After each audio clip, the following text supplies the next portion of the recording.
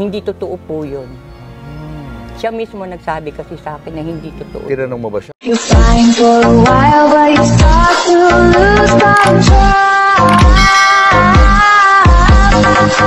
He's out in the dark, he's out in my home. He waits in the wings, he's gotta play a part. Yung TVJ, di ba kay Pepsi Paloma? Oo. Anong alam mo dun sa kwento na yun? Kasi nga po, nung araw, nagkasama kami ni Pepsi sa isang bahay. Si Tito Ray po yung kumuha ng bahay na yon. Tapos nag-share kami ni Pepsi sa isang bahay. Then, nung syempre, lagi kami magkasamang dalawa, kahit saan. Basta para magkapatid na po kami, pero matanda po sa akin yung 2 taon na. Mukhang bata lang eh. Opo, mukhang baby. Then, nung nabanggit ko sa kanya yon na Pechay kasi tawag ko sa kanya kay Pepsi. Pechay, sabi ko, totoo ba yung sa inyo ni Tito Vic and Joey? Alin? Yung, ha? Hindi alam mo naman si Tito Ray. Sabi, yung manager po namin si Ray de la Cruz. Parang hindi ka naman na dyan kay Tito. Sabi niya, lahat gagawin yan para lang sumikat tayo, sabi niya. Kaya yung po talaga, ako mismo, ako ang magpo-proof niya na hindi totoo po yun. Siya mismo nagsabi kasi sa akin na hindi totoo. Tinanong mo ba siya kung bakit pumayag siya na magpagamit doon sa kwentong yun? Hindi na po. Basta natanong ko lang sa kanya yun. Kasi paborito ko rin po Tito Vic and Joey. Malaking balita yun di ba noong time na yun? Tanong ko sa kanya. May narinig ka ba kay Dr. Ray na sinabi tungkol doon sa pangyayaring yun? Wala naman po. Hindi siya nagano? Hindi kami pwede magtanong sa kanya. Basta kayong dalawa lang ni Pepsi nag-usap. May nabanggit pa bang iba si Pepsi sa'yo tungkol doon? Bukod sa sinabi niyang gawa-gawa lang ito ni Tito Ray? Wala na po, basta yun lang pagtanong ko sa kanya, sabi niya, alam mo naman yung si Tito Ray. Meron daw bang hinihingin pera noong time na yun? Sa Tito Vic and Joey? Hindi ko na sir? Hindi. Hindi niya nabanggit? Hindi ko nabanggit. Wala siya nabanggit. Kailan kayo huli nakausap ni Pepsi? Kailan ba siya namatay? 85. Ilang taon siya na namatay siya?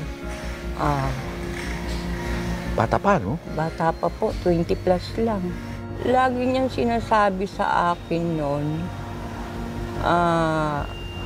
yun nga, parang gusto na niyang mamahinga. Sabi ko, bakit naman? Pagod na ako. Kasi nung minsan, umuwi kami sa Olongapo, sa bahay niya, sa nanay niya. Bumili pa kami ng lechon sa may, saan ba yun, Laloma, para lang ibigay sa nanay niya. Pagdating namin doon sa Olongapo, pinahiram kami Tito Ray ng kotse niya yung service namin. Pagdating namin doon sa nanay niya sa Olongapo, hindi kami pinapasok. Galit yung nanay? Galit. Tapos yung ginawa namin, umalis na lang kami. Ano nangyari sa pagkain? Ayun, dala-dala namin uli. Pero, nung pag-alis namin doon sa bahay ni Pepsi, sa nanay niya, meron pala siyang inuupahan na maliit na kwarto doon sa Olongapo din. Pag umuwi pala siya, hindi siya talagang umuwi sa nanay niya, meron siyang inuupahan na bahay na maliit doon. Yun, nagkain na lang kami doon ng driver, saka ni Pepsi. Nakwento ba ni Pepsi kung bakit galit sa kanya nanay niya? Hindi ko po yun ang wala naman siya. Hindi niya na binanggit. Pero malungkot siya siyempre. No? Pero nakita ko parang ako rin, gano'n. Parang wala lang. Parang may may kahalintulad yung buhay mo sa buhay niya, no? Pero sa kanya talagang... Ay, opo. Pero nanay ko naman, mabait. Kusa mabait ang nanay ko. Anong klaseng tao si Pepsi? Mabait ba siya? Mabait. Mabait siyang kaibigan din. Talaga? Mabait na ate. Nakita ko rin siya sa mga kapatid niya. Mabait siya. Friendly. Kapagbigay. Yun na yung huli ninyong pagsasama?